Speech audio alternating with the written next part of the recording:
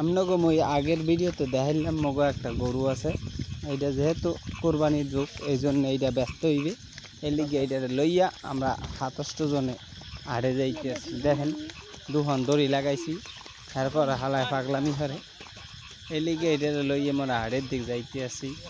যদি মাঝে মাঝে পাগলামি করে, তারপরও একটা শট লইছি পিছনে লইয়া। এরপর অবশেষে আমরা করলাম হাটে। এটা কোরবানির হাট, পটুয়াখালী সদর উপজেলার ভিতরে। এটা একটু ভালো এবং উন্নত মানের হাট। তাহলে অনেকেই দেখতে চিনবে। এটা হলো পটুয়াখালীতে সদর উপজেলায় তেলের পাম্পের ওইখানের হাটটা। এই হাটটার মধ্যে বেমালা গরু বছর ওড়ে এবং বেচা কিনা হয় ভালোই, মোটামুটি ভালোই বেচা কিনা হয়। আপনারা যদি চান এই প্রত্যেক মঙ্গলবার আইয়া গরু কিনতে হয়।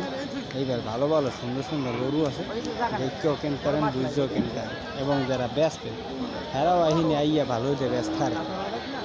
এরপর দেখেন লইয়ে তো আইলাম, কত কিছুই দেখাইছি আপনাকে। এরপর আবার এখানে আইয়ে দেখি ওরে মাওলা খালি গরু আর গরু, একসের গরু। এই গরুতে একসের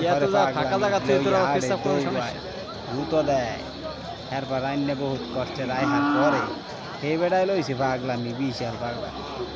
এরপর আলহামদুলিল্লাহ অবশেষে মুগো গরু হান বেচালাইছি 106 টাকায় বেচছে। হাইজারে আবার কালে কটকুট